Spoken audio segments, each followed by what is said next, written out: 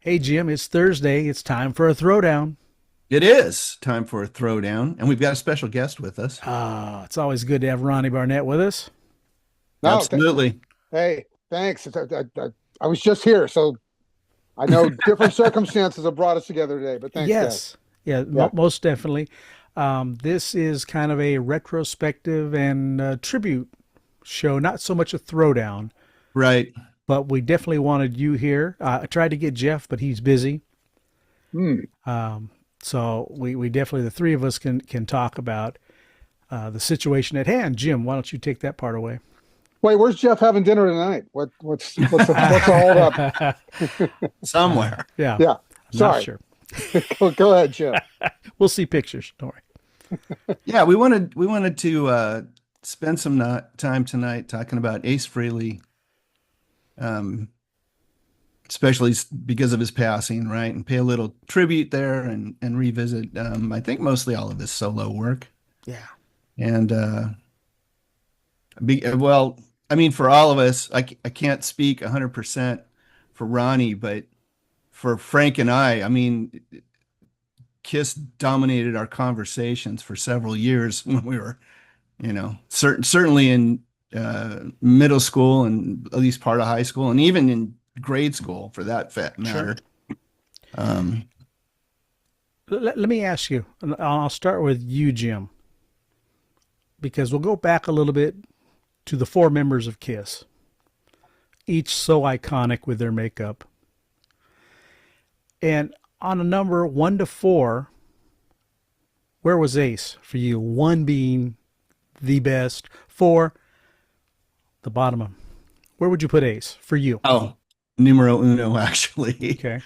I know He Ronnie. just he just seemed a little cooler, and he played lead guitar, Yeah. right? Which was its own kind of voodoo. Right. Now, what about you, Ronnie? Yeah, first off, the lead guitar. I remember I was a kid, and Dress to Kill is the first album I bought. I was 10. I brought money from my Uncle Mac, went to Kmart, bought Dress to Kill, seen ads. And then so I was ripe for Alive when it came out. I remember reading those notes, and he says something. It was always my dream to play lead guitar or something. Mm-hmm. I'm paraphrasing. That's Right, the first right. time I heard the term lead guitar. I didn't really Yeah. know what it was. So I remember just wrapping my head around that just forever. Um, but makeup years. Look, I love Ace, but Gene was my guy. Then it has changed over time. But back, when I was again 10 and 7, 1975, and Mm-hmm. till 3 years later when I kind of turned on him. Uh, after the solo records. I know it's weird to think I was done with Kiss at age Right. 13 for a while, for like Sure. 5 years. Yeah. Right. But yeah, Ace would have been second. But Jim, you say dominate your conversations when you were young. It still dominates my conversations Right. now. Yeah. Like with Frank, and different friends of mine. I mean, Sure. sometimes we just text each other Kiss, and then we Right. just get, what I got 2 things today. Like there's some Super 8 footage from Roosevelt Stadium Mm-hmm. that dropped. I hate that term. Right. Today, this morning, and and then different mixes, and of course the Dress to Kill box set that just came Right. out. Yeah. But yeah. But Ace, look, Ace is special. We all love Ace. Yeah. I mean, reunion years. Look at who got the biggest applause. It's always Ace. I mean, Absolutely. I'm sure you guys saw a few of those shows too. Like Right. Ace, always the crowd favorite. I think he was always seen as the best player out of the four. Well, they each had. Although Peter Chris got a lot of respect too, I think. Yeah. Early on anyway. Early on. They Yeah. each were so special in what they did and how they appeared. And Yeah. you got to remember, Ronnie, I'm not the biggest Paul Stanley fan in the world. Yeah. But was there a better frontman at that time? Yeah. He was a ringleader like no other. Absolutely. And who should get a lot of credit too is Sean Delaney, Yes. who was able to like pinpoint that and say like, no, only you talk. Right. You know. Well, and it's odd. They were a band that had, even though they had 4 singers, 3 Yeah. very prominent singers. And that goes back, I think, to the Wicked Lester days. I think they were always wanted to be a band where everybody had participation that way. Yeah, and I think they egged it. I think they wanted Ace to sing early on. He didn't, right? Even when Right. he wrote Cold Gin and you know other songs. Yeah.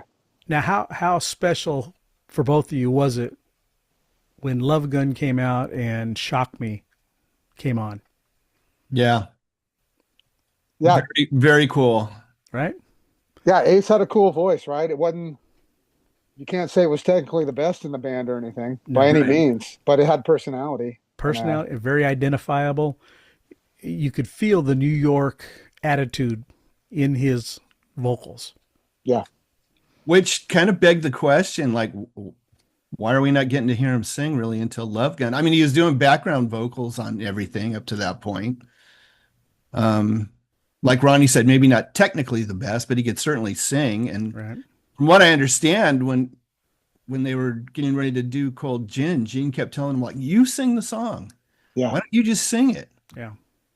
And he was like, oh, no, Gene, you got a better voice. You do it, kind of thing. And kind of would just beg off of it. Now, Yeah, I will no, I was just gonna say, and look, his work ethic probably affected a lot of that too. Sure. That's probably why he didn't sing on Destroyer. right. He probably, well, I mean, that's why other people did his solos for the first time on that record, and Right. he probably didn't like that way of working, and just didn't hang around. So yeah, he didn't write anything on that record. No, and I will say, as much as I loved Shock Me and Rocket Ride when that came out, Yeah. later when he left, and those first two albums, Frehley's Comet, we'll talk about those in a second, but those were a band effort. He was not the lead singer on all those songs. Right. Yeah. And it wasn't until Trouble Walking where the light bulb went on for me, and this is why he didn't sing so much. His voice got a little tedious after a while because there wasn't a lot of range to it. But Yeah. it was identifiable. It was fun, Yeah. right? But let's talk about that first solo album when they were still together, 1978. And I know, Ronnie, we've talked at length about you love Paul's, you love Gene's. You didn't care so I much didn't for at the Peter's. time, though. I didn't at the time. Uh-huh. That took years later for me to come around to those. Right. Go ahead. For me, and I think Jim, we've talked about this, that putting on that Ace Frehley album and Rip It Out starts, and it was like, holy cow! This is where I'm thinking, where has he been?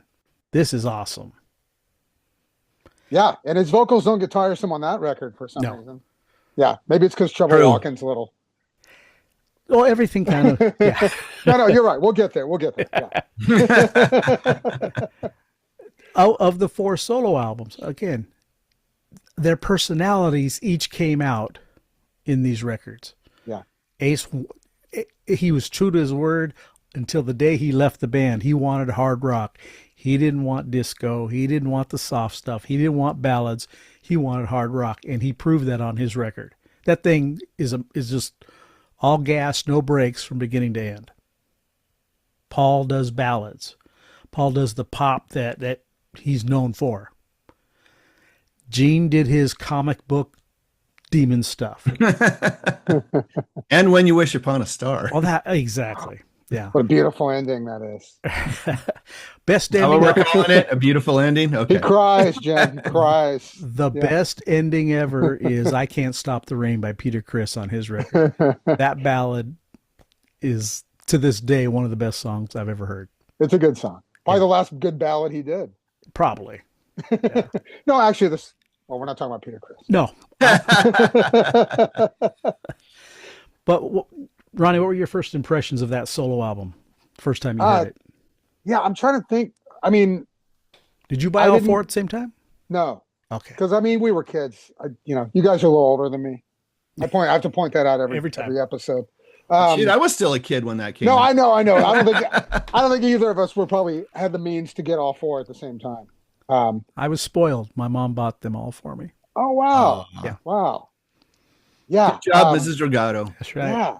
No. Ace would have been the second. I got Gene's. I got Ace. Yeah. No. I mean, look, that album is undeniable, and even as you say, as years gone on, Paul's we shouldn't have to pick a favorite. There shouldn't have to be a best. Right. You know what I mean? Right. Like, why is there got to be a best? Right. But that record is undeniable. And anybody that thinks it's the best, which is the majority, 90% of the people Of Kiss fans, yes. I can't argue with them. Absolutely. It's even got a good instrumental on there. Mm-hmm. Yes. Now, from that point on, Ace felt like he needed to have an instrumental every record. Yeah. Somebody Yes. told him that was a thing to do. Way to end the album. And one cover a record too. Oh, yeah. Even though New York Groove, nobody knew that song Correct. at the time. Mm-mm. Yeah. I thought it was an original. Yeah, absolutely. Same. Yeah. Nobody knew Hello. Yeah. But no, there's not a bad track on that record. And Right. there's a pop song on there too. It's not all I should have had them in front of me so I could refer to songs. Right. But anyway. Did you see them live, either one of you, when they did some of that solo material? Probably the Dynasty tour? I didn't. No. I didn't see him till Hot in the Shade. That was the first time I Oh, okay. ever saw him. They were already done. They were cold as ice when you No, saw but Hot in the Shade. as far as the Skin Years, that was a good tour. Yeah. Well, you brought up Paul Stanley, and right, they weren't wearing platform shoes at this point. No. But from the minute that guy hit the stage, he was Dancing. if he wasn't running across the stage, Wow. he was running in place at the microphone. I never seen anybody move like that on stage. It 2 was hours just- straight. Yeah. Yeah. Right. And he wasn't a young man at that point either. He's probably about 40 years old or pretty close to it. A lot of movement on that tour. But they were Yeah. doing old Kiss songs again on that tour, right? Like more than they had done. Yeah, probably so. Yeah. Not their best album. No. Yeah, they introduced the keyboards and always following a trend at that point. So, But that would be the same year as Trouble Walking, right. just to bring it back to Ace. And again, if we're going to talk about Trouble Walking real quick, the worst song ever, Hide Your Heart. Odd that they both put it out at the same time. At the same time, right? It's really odd. Yeah. It wasn't even a good song. It was almost like a Bon Jovi throwaway type song, wasn't it? Yeah. Yeah. I don't hate it. No? Oh, No. I can't change it fast. I think the chorus is super catchy. Yeah. I'm how it got along. not saying it's a brilliant song by any stretch, but there's far worse things in both of their catalogs. Where are you on the Molly Hatchet version of that, Jim? I've not heard Molly Hatchet's version. Late 80s Molly Hatchet. So now same I got to vein. run out and now I got to go run out and listen to them. It's the same vein. Yeah, it's not a Not a big stretch, yeah. yeah. Somebody was making bank on that record. Totally. Who was the Holly Knight? Was that Holly Holly? Knight. Okay. Yeah, Holly Knight. Yeah. Holly Knight, who slept with 3 of the 4 members of Kiss. Good for her. Wow. It's in her book. Yeah, I recommend it. I'm a big Holly Knight fan. Yeah, she played keyboards on Hot in the Shade, right? Unmasked. Unmasked earlier before. That's right. Yeah. Just hanging around the studio or something like, right? Yeah. She was because she was Anton's. They were together. They were in a band called Spider at the time. Right. Oh, right. But they were a couple. Spider was 2 couples in that band, and she's like, Gene's like, hey, you play keyboards, try a song, and they liked it so much they had her playing the whole record. Ugh. Uncredited, I think. Yeah, I don't remember seeing her name Probably anywhere. so. Yeah. Anton's uncredited too, right? Right. Yeah, we were still led to believe that was Peter Criss on the drums on that one. Yeah. Okay, 87 rolls around and Ace puts out his first solo record, Megaforce Records. This is where the Eddie Trunk connection comes in, Yes. right? Because Megaforce. Yes. Young Eddie Trunk. I think that was the first act he signed. Yeah. He always talks about it. Right. Ad nauseum. I sent away for the fan club, the Rock Soldiers. Okay. Never received anything back. It was only $5, $10 back then. Yeah. And it promised a T-shirt and an 8x10 photo and a few other things, and I never got anything. I was always so disappointed in that. Wow. Is that Trouble Walking or is that Frehley's comment? That was Frehley's comment. Okay. Yeah. Wow. Yeah. Wow. Nothing about that surprises me. Right. Yeah. I'm sure they meant well. I'm sure they meant well when they put that Sure, ad in there. Yeah, sure. I probably shouldn't have sent cash. That's probably the issue, the problem right there. So Frehley's Comet doesn't really light up the charts or anything, right? It's got a couple singles, Into the Night, which is yeah. a catchy tune, and Rock Soldiers. Rock Soldiers is great. Yep. Good videos as well. Yeah. And Billboard, it makes like number 43 on the charts that year. So Pretty good. It's pretty good. Respectable. And Yeah. I think that's, again, going off of the Kiss fans. You know, they're going to follow Ace. Yeah. Right? I don't remember any live shows. I don't think Ace was doing anything large scale.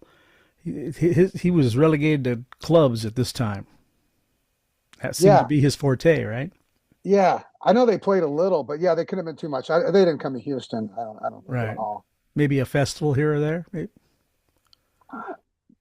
Well, we know they played live in England. Was that because of the live EP? Live Did that plus come one. after Second Sighting? Yeah, I think so. I think Okay, so. Okay. Yeah. Okay. Yeah, that was it right after Second Sighting. They put that out. Okay. Again, a band effort. Todd Howarth and Anton Fig played drums on that one. That's right. That's right. So he stuck with him. And again, Eddie Kramer is still producing him. Yeah. Eddie liked Ace. No, Eddie and Anton, right? The crew from the first solo album, Right. they hung around, almost through his career. I know Eddie probably didn't produce anything in these later albums, but No, he started doing that stuff himself. Yeah. Jim, what were your first impressions on that first Frehley's Comet album? Well, I'd seen the video, and I think it actually predated the album. I ran out and bought the 7-inch. It came with a really cool picture sleeve. Yeah. The album for me is a little uneven. Mm-hmm. Not terrible, but not. It didn't have the excitement of what I was kind of hoping for. Right. It wasn't 1978, Ace Frehley solo record. Well, again, he wants a band. He doesn't want to be solo. Right. Right. No, I get it. And I think that's where it suffers. Yeah, maybe so. Because Todd Howarth is he's a heck of a singer, right? And his voice is very identifiable, but it's a different style than what Ace would be doing. They're all solid players on the record. I mean, right? It's not for lack of musicianship. Who's the bass player off the top of my head? I can't remember his name. Regan, John Regan. Yeah, John Regan. yeah. Played with Peter Frampton. I mean, this again, top shelf player. Yeah. No, Ace liked to have a little help, right? Because before there's the original Frehley's Comet had this other guy in the band. Because there's an original version of the record. It's bootlegged. Right. Oh God, I forgot his name. He makes solo CDs. Anyway, apparently from the people who were around then. Now at this point, I was not really paying attention to Frehley's Comet. This is like '85, right? Mm-hmm. That's a big reason. Sounds about right. That's a big reason the record sounds like it does too, right? So we're in the mid '80s now. Like where production's all triggered and. Yeah, Frehley's Comet came out in '87, but he'd probably been working on it for a couple of years. 87. Okay. 87 and then Second Sighting, 88, and then Trouble Walking. Right, Trouble Walking in '89. 89, yeah. So wow, boom, boom, boom. Right. With that live EP thrown in there too. That's actually a lot of work. Yeah, and that's what was surprising because it was Ace. Because after that, it takes 12 years or whatever to get something out of them. Those Second Sighting, if we can move on to that, talk about uneven. You call the first one uneven, Jim. Right. Now this one is really uneven. And Ace is. What does he sing? Like 4 of the 10 songs? If like that, yeah. My favorite track on that is that the acorn is spinning. That it's instead of a instrumental that he had been doing, Fractured Mirror, he does the acorn is spinning, which is an instrumental with talking over it about a boxer who has to take a fall in a certain round because the mob's after him. Right. And the acorn is spinning is the boxer who has to take the fall. Whoa. Yeah. I didn't realize such heavy topics were being. Oh, yeah. Yeah. Todd Howarth actually's got a couple good songs on that record, too. Yeah. There's some catchy stuff. It's Over Now, and then Insane, which I don't know why that was a single. I never really cared for Yeah. that song. Yeah. Is Breakout's on the first one. Mm-hmm. Right. That's a good song. Yeah. Co-written by Eric Carr. There you go. Yeah, yeah. Trouble Walking. He starts his cover stuff. Do you? Yeah. Right? Don't need that. No. And then again, Hide Your Hearts on there. Yeah. And I like the title track. Yes. And there's a few other real hard rockers on that record. That record is more what we thought Ace should be doing, but this is an Ace Frehley record now. Yeah. So it's pretty good. The cover is good. The front cover. Yeah. Him sitting there. Agree. This one only goes to 102 on the Billboard that year. So each record slowly is declining. Yeah. This is when vinyl was still coming out on a regular basis also. Right. Well, rock, that kind of hard rock is kind of dying too. Right. So, I had talked to a couple of buddies who had gone to see him at a club, probably during the Frehley's Comet era, right? And the show was canceled because nobody has any idea where Ace is. Ace can't be found. Yep. Right? They're all we think he took off from Magic Mountain to go ride the Colossus or something. Colossus or whatever. They don't even know where he's at. But when you do a lot of that stuff, I mean, you really burn a lot of bridges with fans, right? They're only going to take so much of that, right? So, especially when there's an abundance of music to be seen and heard. Yeah. It's easy enough to move on to something else. But I mean, that kind of behavior continued to the end of his life. Right. You know what I mean? People were complaining about the meet and greets. Oh, yeah. A month and a half ago. You know what I mean? Like, sure. Like, He hated doing them. He hated doing them. But he wanted the money. That's for sure. Interestingly, I just saw a clip of him talking about them bringing Dick Wagner in to do solo on Destroyer, right? Yeah. Yeah. And they said, well, what do you think of that? And he said, well, I was late. He's all, probably sick of me being late. He's all, they tell you so? Oh yeah. Yeah. He goes, I had a bad work ethic. I mean, he was, he's point blank just saying, it was my own fault. I was always late. I had a bad work ethic. I was probably high. Right? Understandable. They'd pull somebody else in to do it. He goes, I just wish they would have told me up front instead of waiting to, when we all listen back to the record. And I'm like, hey, that's not me. My playing. Yeah. Is that the one where he's playing poker? There's one thing on a Destroyer where he's like in a poker game. Something like that. I don't know. I know they had a live appearance. I think it was Studio 54 where they were supposed to, and all he had to do was show up and lip sync, and he didn't make it. He completely blew it off. That was Elder. It a 3-piece. That's why that's a 3-piece Elder. Yeah, lip sync to I.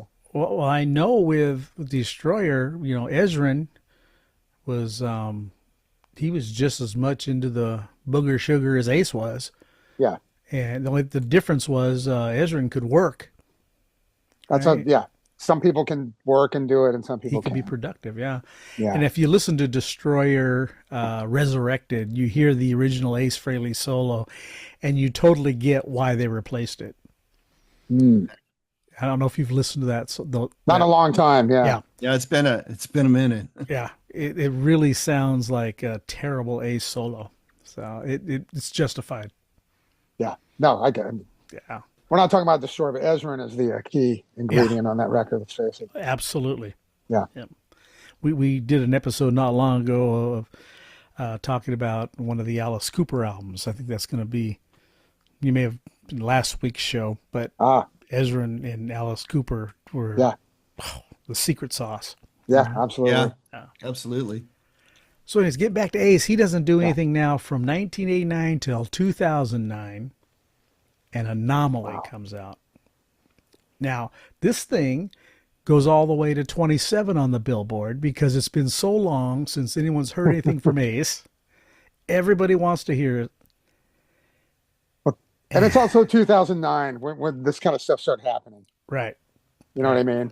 Now, where all these people, like whatever, Weird Al, like I debuted at #1. Yes. First time in my career. Right. Yeah, because there's less people buying stuff. But Exactly. yeah, go ahead. Anomaly. Anomaly. For me, the best part about that album is it's a Ken Kelly painting on the front. Ah, yeah, yeah. The songs themselves, I don't remember a lot No, of the songs. yeah. I was gonna say these next three. I don't remember. I Yeah, couldn't name a song on very them. forgettable. Yeah, yeah, yeah. And like, but Anomaly. I remember when it came out. I remember thinking it was pretty cool, pretty Right. good. You know, It's not a bad record. Yeah, I just listened to it in prep for this, yeah. and I No was like, singles, right? the songs are not bad. Some of it's hooky. Some of it's lyrically not that great. I think where it suffers a bit for me is kind of what Ronnie said earlier. Like Ace's voice can become a little tedious. Right. I want to look up real quick and look at the songs on Anomaly. Let's see here. They all blend together like after a Yeah. while there. No, that's why it's funny, these three records, when somebody's like, I really like Space Invader. Like, Yeah. what? How does that Oh, stick? Anyway, go ahead. yeah, I think that's the weakest one of the bunch myself. could be. So we have Foxy and Free, Outer Space, Pain in the Neck, Fox on the Run. There's his cover tune. There's this cover. Genghis Khan. I think that was a instrumental, if I'm not mistaken. Too Many Faces, Change the World, Space Bear.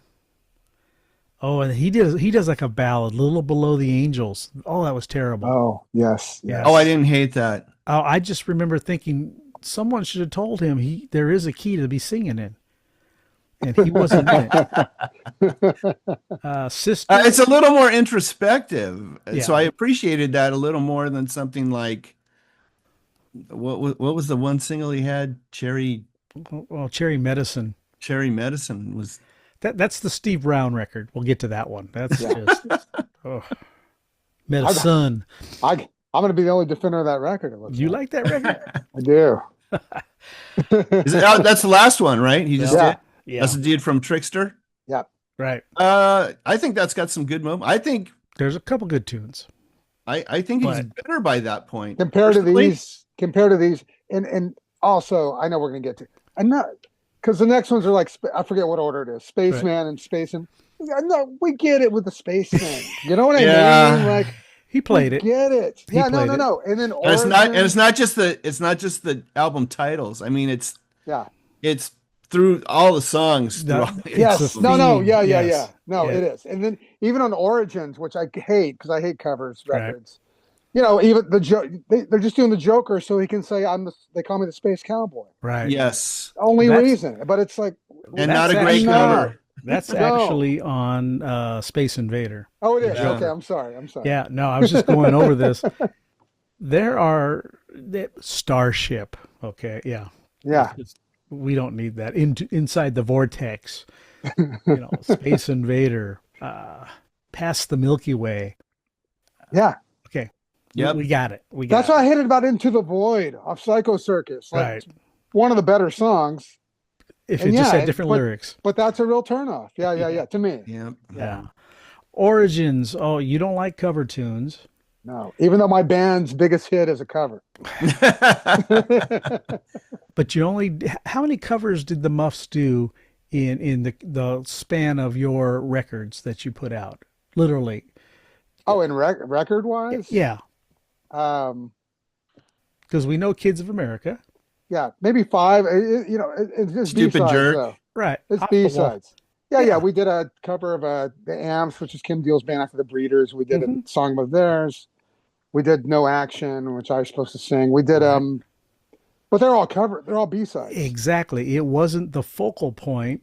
Yeah. And like Origins 1, 2, and then maybe someday we'll see 3. That's all they are, with some guest appearances here and there. Now that's a shame. Like That's Ace laziness. fell. I mean, we'll get to the end of Ace, but he fell in the studio working on Origins 3. How Right. sad is that? Oh, really? Yeah. Fell down I the didn't know stairs. that. Yeah. I'm surprised, actually. We'll jump ahead here because I want to talk about this. I'm actually surprised that he was even working on Origins 3 because the album before that, 10,000 volts. 10,000 volts, I call it the Steve Brown record. It is, but it's a really good record. It's a Trickster / Ace Frehley record because those songs are pretty strong. You can tell Ace didn't write most of those songs. No, I mean Steve Brown produced Ace. Yeah. Yes, you know what I mean. And look, I think there's great songs. I like Cherry Medicine. Yeah, I just don't like the phrasing. But the lyrics are, and Ace wrote the lyrics. The lyrics are all very talk about. That's all because he was in love. Right? Yeah, at that time, that girl he was gonna. As someone said, I think it's a concept album about him loving this girl, which it every song is like that. Right. Oh, well, then that changes everything for me now. But I think there's good catchy songs. And look, he pieced together those solos, obviously, too. Right. And flawlessly so. This is a Pro Tools tutorial that is amazing because the way Steve Brown talks, like you said, he would take 5, 6, 7, 8, 10 different takes of Ace's solo and make one coherent solo out of it. Yep, and use those little trademark bits, Ace bits. Right. It's very well produced. Yeah. A great cover, too. I like the cover. It's cylindrical. What's it called? Lenticular? Lenticular. There you go. That's what I'm trying to say. That is the best one. Thank you, Walmart. Yeah. And they did lenticulars of the other previous.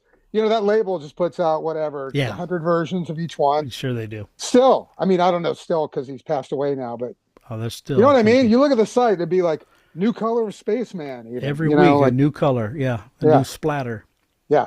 And then 10,000 volts had like 35 different colors, right? Right, Frank? I know you have them. I did not buy all of them. No.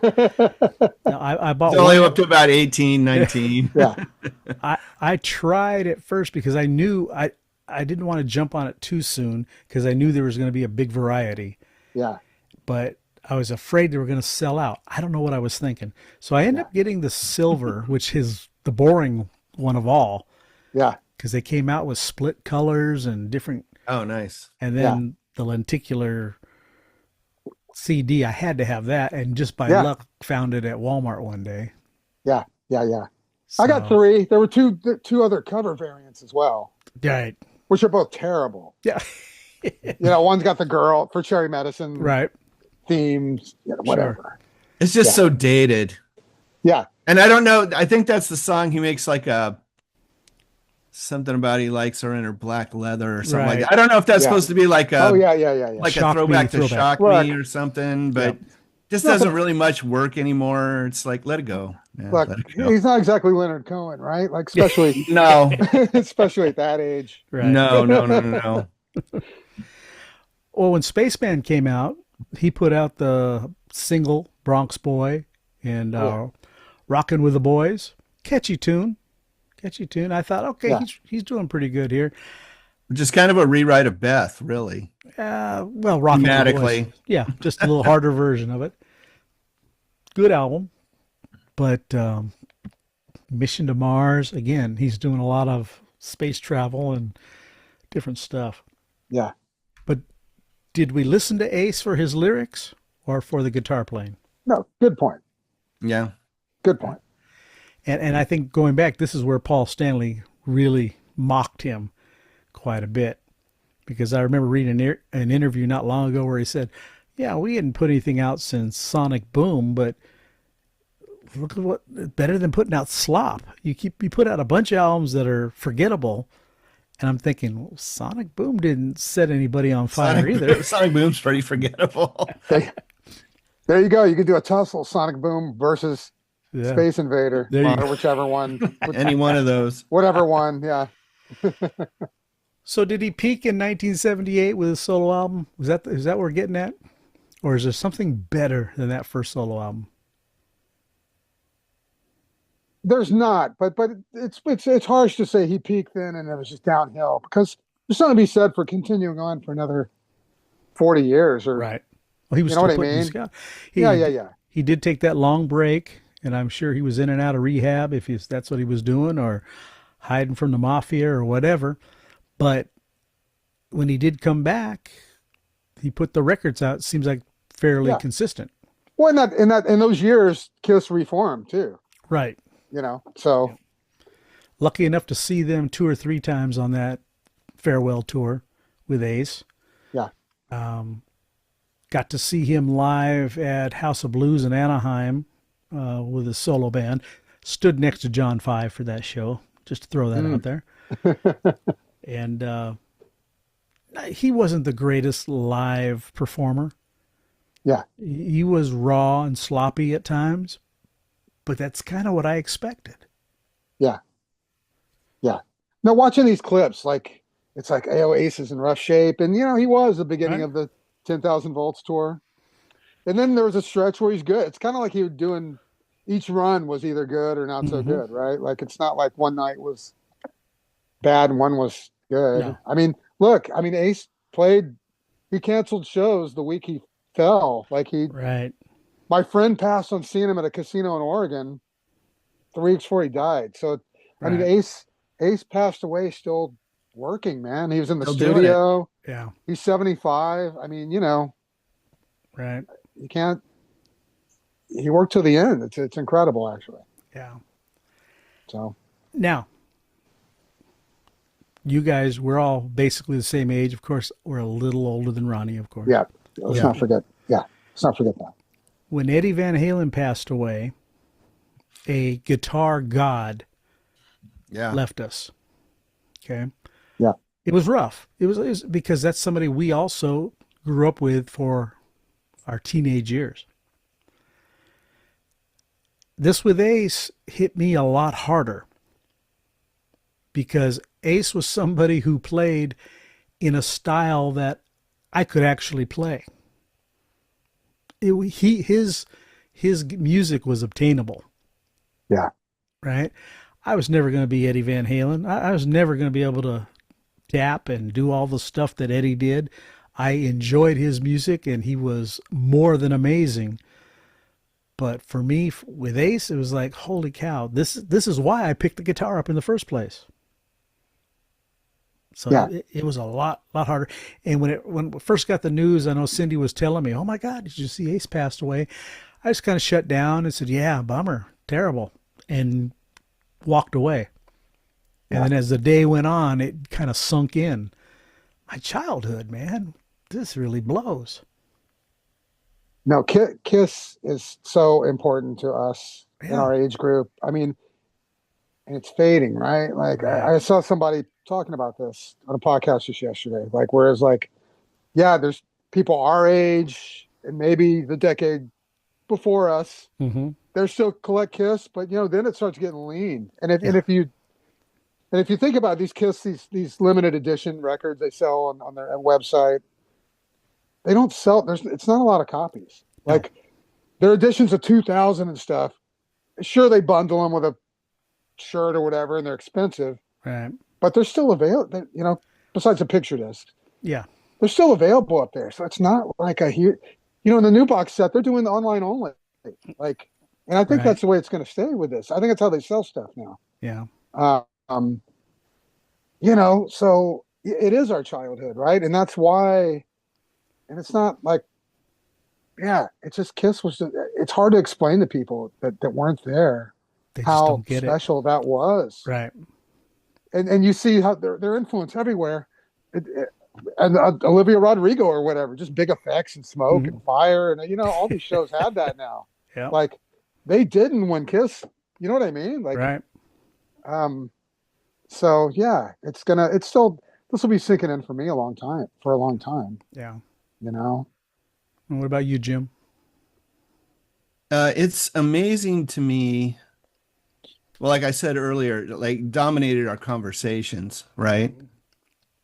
Uh, Not that we've ever stopped, but we've interspersed some other stuff in there with it. Right, It's impossible to state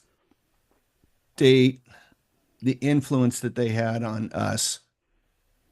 I mean, It was just massive. And if you go on Facebook, Instagram, whatever, it doesn't even matter right now. The number of people paying tribute to that guy because they all say he's the reason I picked up a guitar. Right. Yeah. Right. End of day. I had a guy that I worked with who was a very schooled musician, went to Grove School of Music, and he talked about, Ace as a player not being great. He's all like, I knew from the first time I heard that guy was this boxy pentatonic scales or whatever. Mm-hmm. But I listened to an interview with Paul Gilbert, and they were asking him, who do you think some of the great guitar players are? And he said, Ace Frehley. He said, because I can drop the needle anywhere on his solo, and I know exactly where he is in the song. Exactly. Right. Yeah. His solos were so, if they weren't Eddie Van Halen Flash in that way, but he could string together a solo that was just memorable and singable. Singable. That's the whole key. Yep. And they weren't long and drawn out. He did, maybe 8-10 bars, and that was it. And sometimes a lot less than that. But it served its purpose, and you knew it was Ace. Yep. And that tone. Right. Yep. Yeah, and that tone. I mean, Frank and I were just talking about that. His sustain and his ability to just bend notes for days, right? And just eke every last little bit of sustain out of that note is just unbelievable. Yeah. Well, if you watch videos with him in the later years when he's doing instructional like interviews and you see how he plays, it doesn't make any sense because he attacks the guitar with his right hand in such a way that his pick hand is all over the place. Yeah. It's just hard, and it's like there's no finesse whatsoever, but yet he does some of the most melodic, beautiful solos that you could, like you say, you can sing, and you know them. Yeah. No, that's a good point. I noticed that about his picking hand. Yeah, it's crazy. Yeah. And so how does he not break all those strings? He's stabbing at it. Yeah. He kind of stabs at it. Yeah. A good way of putting it. Yeah. Now go back and listen to the new box set, the live songs. They have the Dress to Kill tour on there, which is basically the Alive album. Yeah. It's on there, and it's perfectly separated. Ace is on one side, and Paul's on the other, and you can really hear Ace and every part of his song. And I love it because it's not doctored like the Alive album. It's just live. Yeah. I've been listening to it nonstop because it is so fantastic. And it's flawed. Everybody, Peter, they're all over the place on some of these songs, but it's so perfect. It's magic. It really is. Yeah. But that's also part of the beauty and danger of live music. Yes. Because things do go wrong, right? You break strings, your strap falls off your shoulder while you're playing. You hit a bad note here and there, right? It just happens. It's one of the best telltale signs about this recording is you hear firecrackers throughout the whole damn show. It's like, I remember this kind of stuff. Yeah. You could smell it. You could smell it. You could feel it. Yeah. I think me and Jim went and saw Judas Priest. Someone blew off an M80. M80 went off right legs underneath. went up. Wow. Yeah. We're right on the riser, kind of on the side of the auditorium there, and boom! There was no mistaking what that was. Are we talking like 2 weeks ago, or are we talking? No. Oh, back in the day. Yeah. Back in the day, British Steel. Yeah. Wow. Long Beach Sports 1980. Arena. Yeah. But anybody, if you want to really hear what Kiss was all about, forget the Kiss Alive. That is doctored. You realize how doctored it is and perfectly fixed. And you go listen to these songs the way they were meant to be. Oh, it's awesome. It's just, it is just so. Like I said, the magic is that you can hear it. You can see why they were as big as they were. Yep. And that box. And Frank, I know you're one and done for you, but those the demos and the alternate takes and extended versions, a lot of stuff on there. That stuff is incredible too. There's a lot of that where Gene doing. There's a live. I think on the live portion, Gene messes up "Rock and Roll All Night" and things like that. I like that kind of stuff. Yeah, they were Kiss. I mean, as Jim mentioned, all that stuff's happening live anyway. Right. Much less if you're Kiss. I've never, well, look at him jumping up and down in platform shoes. Right. I mean, um, I think I've never really gone back and listened to it, but I think it was Paul in an interview said if you listen to the outro on Rock and Roll Night, Gene's playing the same wrong note all the way through, all the way through the thing, and it's like, well, at least he's consistent, right? But he's singing, he's not watching per se what he's doing, but again, that's kind of what makes live music charming. Yeah. Absolutely love it. And that box set is streaming, folks, so you don't have to pay $300 to get right. Hey, box set. $287 is a pretty rough price plus shipping and. No, it's $320. Is that what it is now? Oh, yeah. I already told Frank I'm not paying for a sweatshirt I'm not going to wear. I don't need those bundles or anything. Wow. Yeah, and their clothes are cheap. That's the problem. Yeah. You talk about one and done. You wash it one time and it's faded. All of a sudden you have an antique shirt. So there's no way around it. Right. All right, guys. Let's wrap this up. I know. I thank you both for doing this with me because like I said, Ace was special to me for so many reasons. Oh yeah. And I still think of in my room I had all their posters and everything, but I took that booklet from Alive and I still remember that picture of Ace that they have in there, and you can almost hear the photograph. Yeah. And it's just he was one of a kind for sure. No, absolutely. You can almost hear that photograph on Alive, even though they're clearly not playing. Exactly. On the cover, yeah. Some of the alternate takes of that cover are pretty fantastic too. They are. Yeah. They did a lot of neat stuff. Yeah. No, Kiss. There you go. What else can you say? Yeah. No, Ace. Yeah. We love Ace. There you go. We do. He'll be sorely. There'll never be another player like him. No. Absolutely not. Corey Feldman is close, but not. Corey's his own kind of special. Yeah. Next episode, Corey. All right, guys. Till next time. I really appreciate it, Ronnie, for you joining us. No, thanks for having me. Yeah, it's always special when Ronnie's here, but it's even better when we're talking about Kiss. Yes. Yeah. Anytime. All right. I'll make sure we'll send Julie the link because I know she'll want to see it. Yeah. Hopefully no one else passes away for a while. I hope not. Hopefully not. And new Peter Criss coming before Christmas. Yeah, that's what I hear. He's working Friday, on right? And they're supposed to be. Well, Friday's the announcement. Okay. I think it's coming for the end of the year. All right. A new hard rock record. It's a special guest record, which. So we're gonna have 12 different singers and. Well, no, yeah. Somebody was like, "Why is Marilyn Manson tagged in this?" Like, okay, so I guess he's one of them. Yeah. Oh boy. Okay. All right. Charlie Benante, no doubt, or right. something. Sure. Anyway, whatever. We'll see. Probably no more on Friday. There you go. All right, Jim. Let's get out of here.